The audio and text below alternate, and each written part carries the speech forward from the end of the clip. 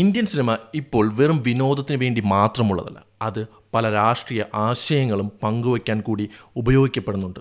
ഇപ്പോൾ ഇറങ്ങുന്ന ചില സിനിമകൾ ചില പ്രത്യേക രാഷ്ട്രീയ പൊളിറ്റിക്കൽ ഐഡിയോളജികൾ സ്പ്രെഡ് ചെയ്യാൻ വേണ്ടിയാണ് ഉപയോഗിക്കുന്നത്.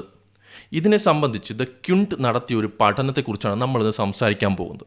ഈയിടയ്ക്കിറങ്ങിയ ദുരന്തർ ദ റിവെഞ്ച്, പഞ്ചാബ് 95 എന്നീ സിനിമകളെ അടിസ്ഥാനപ്പെടുത്തിയാണ് ഈ പഠനം അവർ നടത്തിയത്. ദുരന്തർ പോലെയുള്ള സിനിമകൾക്ക് വിസിബിലിറ്റി കിട്ടുമ്പോൾ പഞ്ചാബ് 95 പോലത്തെ സിനിമകൾ ഇപ്പോഴും സെൻസർ ബോർഡിൻ്റെ അനുമതി കാത്തിരിക്കുകയാണ്. അതെന്തുകൊണ്ടാണ് അങ്ങനെ? നമുക്ക് ചർച്ച ചെയ്യാം.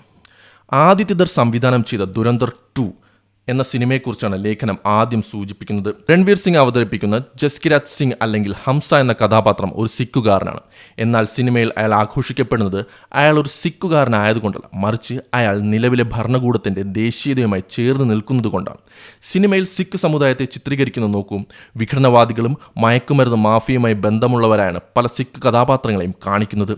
രാജ്യത്തിന് വേണ്ടി പോരാടുന്നവൻ മാത്രമാണ് യഥാർത്ഥ സിക്കുകാരൻ, അവകാശങ്ങൾക്ക് വേണ്ടി സംസാരിക്കുന്നവൻ വിഘടനവാദി എന്ന അപകടകരമായ ഒരു വേർതിരിവ് ഇവിടെ സൃഷ്ടിക്കപ്പെടുന്നു. സിഖ് ആചാരങ്ങളെ മാനിക്കാതെ സിഗരറ്റ് വലിച്ചുകൊണ്ട് ഗുർബാനി ചൊല്ലുന്ന രംഗങ്ങൾ പോലും ഇതിലുണ്ട്. ഇത് വിശ്വാസങ്ങളെ എത്രത്തോളം വേദനിപ്പിക്കുമെന്ന് സിനിമയുടെ അണിയറ പ്രവർത്തകർ ചിന്തിച്ചോ? അടുത്തതായി പഞ്ചാബിൽ നിന്നിറങ്ങിയ അവിടുത്തെ മനുഷ്യാവകാശ പ്രവർത്തകനായിരുന്ന ജസ്വന്ത് സിംഗ് ഖൽഡയുടെ ജീവിതം പറയുന്ന പഞ്ചാബ് 95 എന്ന സിനിമയാണ്.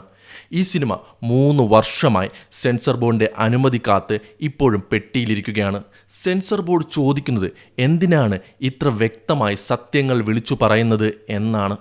ഇവിടെയാണ് ഇരട്ടത്താപ്പ് വ്യക്തമാകുന്നത്. ബോർഡർ 2 എന്ന സിനിമയിൽ പാകിസ്ഥാനെതിരെ പോരാടുന്ന സിഖ് സൈനികനായി ദിൽജിത്ത് അഭിനയിക്കുമ്പോൾ അയാൾക്ക് കയ്യടി ലഭിക്കുന്നു.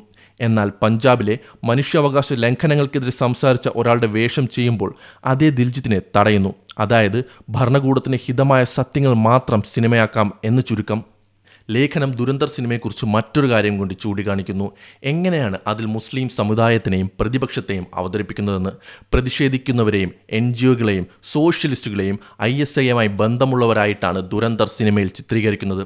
ഇതിനെന്തെങ്കിലും തെളിവുകളുണ്ടോ? ഇല്ല. ഇപ്പോഴത്തെ ഭരണകൂടത്തിൻ്റെ വാട്സാപ്പ് സന്ദേശങ്ങൾ വെള്ളിത്തിരയിലെത്തിച്ചാൽ എങ്ങനെയിരിക്കുമോ അതുപോലെയാണ് ദുരന്തർ സിനിമയെന്നാണ് വിമർശനങ്ങൾ. സിനിമ മനുഷ്യനെ ഒന്നിപ്പിക്കാൻ വേണ്ടിയുള്ളതാണ്. എന്നാൽ ഇവിടെ സിനിമകൾ മനുഷ്യനെ ഭിന്നിപ്പിക്കുകയാണ് ചെയ്യുന്നത്. സിനിമകൾ സമൂഹത്തിൻ്റെ കണ്ണാടിയാവണം എന്നാണ് നമ്മൾ പഠിച്ചിട്ടുള്ളത്. എന്നാൽ ഇന്ന് കണ്ണാടിക്ക് പകരം അത് വെറും ഒരു പ്രൊപ്പഗാൻഡ മെഷീനായി മാറുന്നുണ്ടോ എന്ന് നാം ചിന്തിക്കണം.